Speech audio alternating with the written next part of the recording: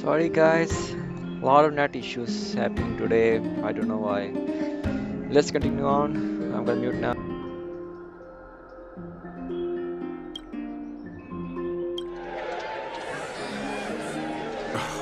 Aren't they Chrysos heirs?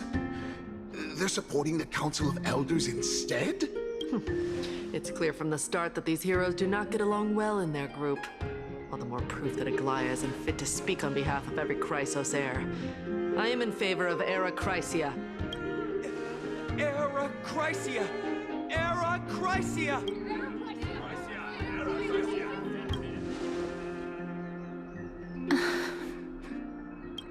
Castorus?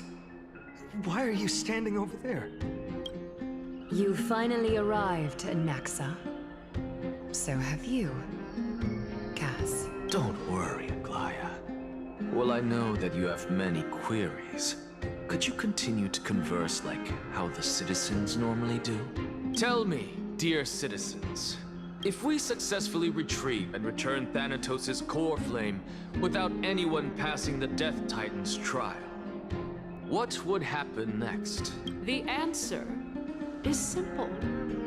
We will have a chance to rid the world of death and bring Amphoreus back to an era when all beings live forever. We'll usher in a new future that will be entirely different from the flame chase journey. He's one of the seven sages. That's impossible. Your proposal is much too idealistic. As long as the Black Tide still exists, how can we go back to the old days? Remember what I previously said? Kefali's core flame is guarded by the secret power of the Council of Elders. Plus, Pagusa's water curtain will be able to block out any external perceptions. Tell me, dear citizens, have any of you ever seen even a glimpse of the threat that this person is talking about anywhere within the walls of this majestic holy city?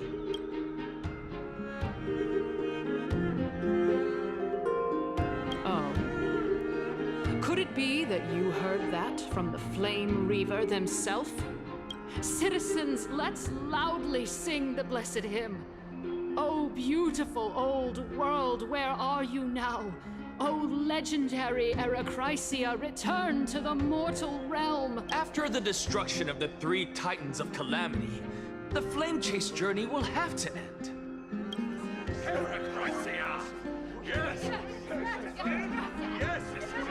This is bad. The masses are now totally riled up. Anaxa, pray tell. Everything that you've mentioned hinges on the premise that we can find Thanatos' existence, right? Thank you, Lady Aglaya, for still caring about this city. However, dear citizens, we are truly fortunate and blessed. For Castorus, Idonia's goddess of death, will surely find Thanatos under my guidance. What?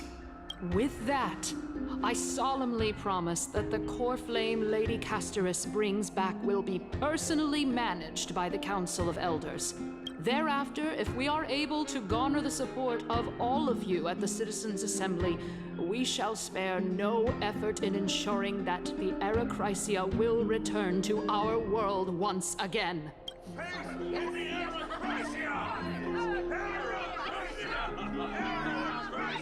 With the balance shattered, the result is clear. By Kefali and Talent above, as the Theoros I have observed, Akama has chosen her destiny. The issue up for discussion at this Citizens' Assembly shall be modified to the suspension of the Flame Chase journey.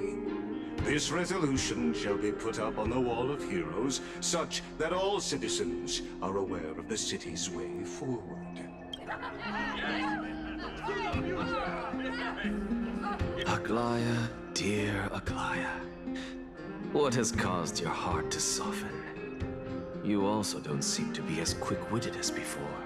Wag your tongue as much as you like. Since the Flame Chase journey has been preordained by the prophecy, our failure has never been on the cards. Well then, I guess we'll find out if that's true at the Citizens' Assembly.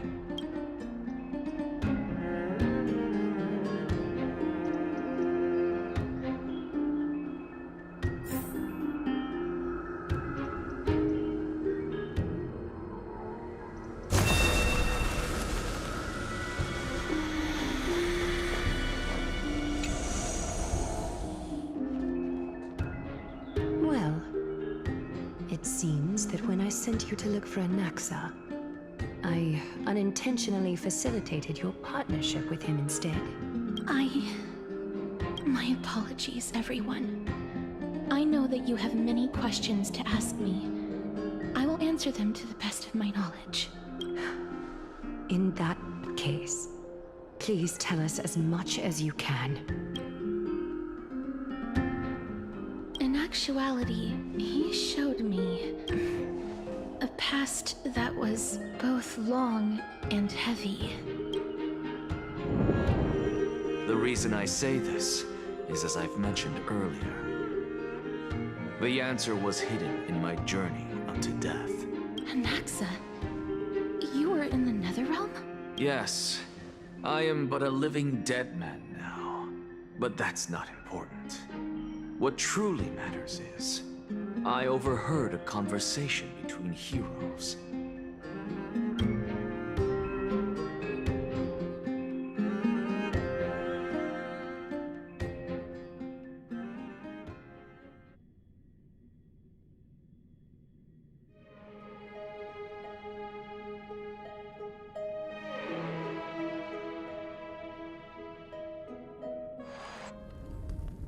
Have you heard of this tale before? A tale about the ocean god's treasured pearl, our hometown. It was a seaside town which enjoyed the ocean breeze and glorious, peaceful times, thanks to the wisdom of its ruling queen. Until one day, an evil dragon descended upon the town. Its wings were large enough to blot out the sun, while its claws were sharp enough to rip the waves apart. It barged into the tall tower and devoured the queen's beloved daughter. It even settled itself in her bedroom, like a tyrant king. The queen assembled 300 warriors who managed to subdue the evil dragon by chaining it up. However, when the queen slit open the dragon's belly, she realized that the princess had long since been digested, and all that was left of her was a pile of bones. Devastated, the queen wept for several days. It was then that a devious, smooth-talking scholar arrived at the palace and suggested that the princess could be revived through the use of dragon bone and dragon blood. That liar called this process the secret art of alchemy. The princess was reborn! The queen was overjoyed, blissfully unaware that the evil dragon's soul still lurked within the princess's body. As revenge, the evil dragon swallowed the poor queen, the glib liar, the courageous warriors, and all of the town's innocent civilians in a single gulp. Worse still, the souls of the deceased refused entry to the Netherrealm because they were filled with regret. Forced to roam the mortal realm, these resentful souls ultimately converged into a river of souls that would not retreat for a long time. The terrifying death had consumed all. Thereafter, our hometown fell into ruin as well. Until... Until? Actually, I don't know what happened next either. Oh my. It seems that you still like to whet people's appetites even after all this time, Pelixia. So, according to your story, this is how I used to look? It's practically a mirror image. And yet, what exactly is this? A miracle that I created with alchemy. As for what it is and how I was able to accomplish it, I'll keep the answers to myself for now. Oh my goodness. Is this cliffhanger really necessary?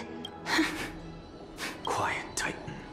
Continue to enjoy this splendid play, and the truth will naturally reveal itself. Dragon, huh? I've heard this legend before. In that case, what do you think of it? I think that this so-called alchemy was a tenuous analogy added to the story by future generations. After all, you've never heard of a tradition of alchemy in your hometown before, have you? Indeed. Before I left home to pursue my education, I never even knew that anybody was looking into this area of study. Therefore, we can just treat this tale as a fable told to young children. A fable, you say? If so, what moral is it trying to impart to the kids? I guess it might be the concept of equivalent exchange. Oh? I thought the moral might be closer to something like honor the dead. What? At a loss for words? No. I merely realized that we're both thinking of the same principle. If life is priceless, then there is hardly anything else in this world that is of equal weight to it, right? Indeed. As expected of the wisest scholar in the land. You flatter me. Why don't I ask you a question as well, as a form of equivalent exchange? Of course. What is your question? If I imparted my knowledge of the art of alchemy to you, would you use it to resurrect someone you loved? What? What kind of strange question is this? I got it. You're just trying to get me to tell you whether I like anyone, right? Let's just leave it at that. That was rude of me. Yes, I would. Oh? Death is inevitable. In the days to come, I'm certain that someone whom I cherish deeply will leave me for good. If such a mighty power really existed, I think I would use it without hesitation. After all, you, me, and the rest will all have to face that fateful moment eventually.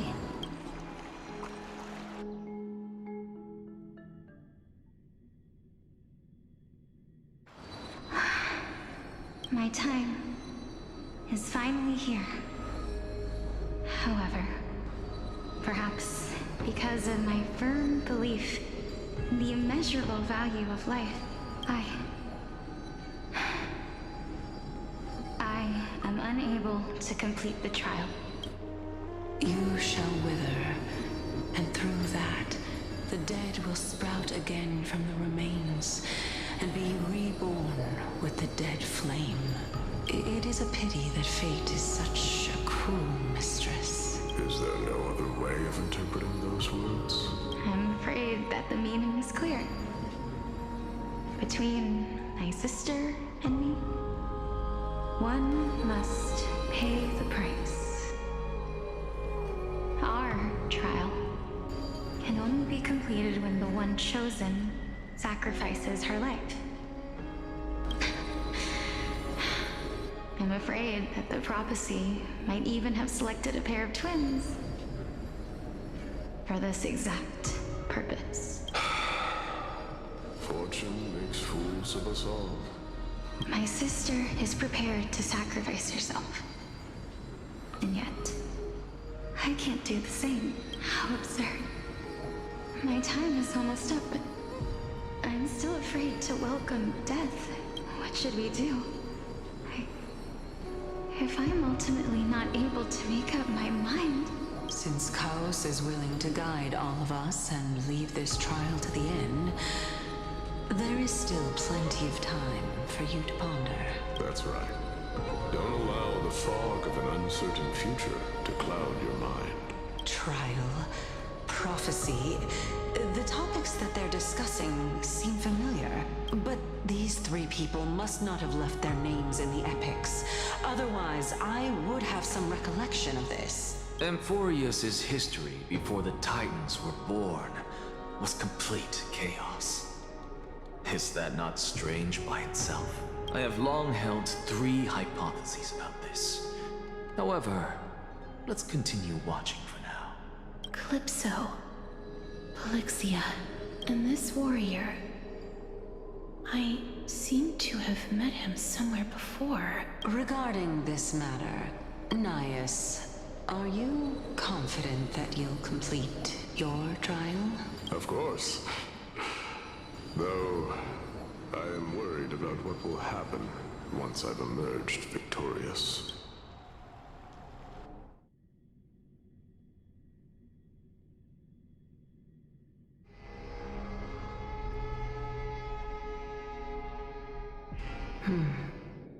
Looks like you have made up your mind.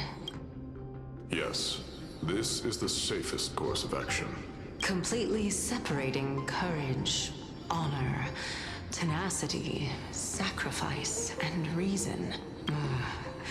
You really know how to make things difficult. Please, young lady, witness my fall and demise. Lady Calypso, you shall host the soul-rending ceremony. I do not understand. Why would you dare to sacrifice yourself for a future that you won't get to witness? Because this is our destiny. The power that resides within me is so intense that I will one day be engulfed by it. Furthermore, the valorous death before glorious return has always been the path I chose to walk. A journey I began long ago. If your sister or Callus were in my position, I believe they would make the same choice as well.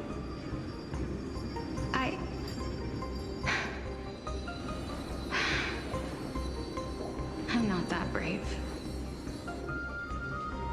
I don't know how I'm supposed to face such a serious affair.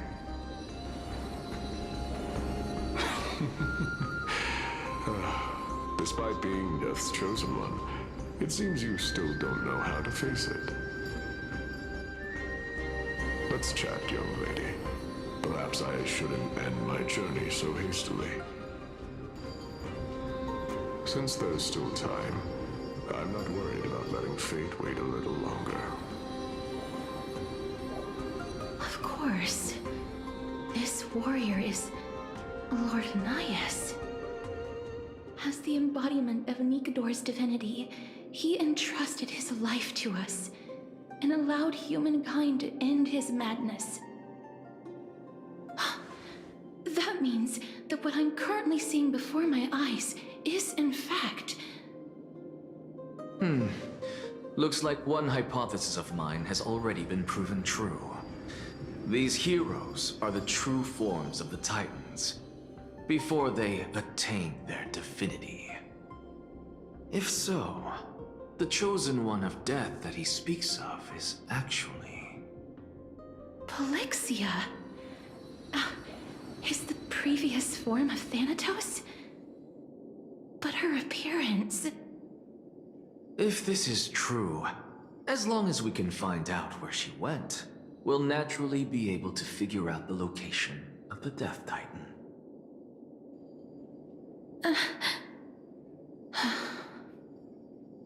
But before that, we first need to witness what ultimately happened to Lord Nias.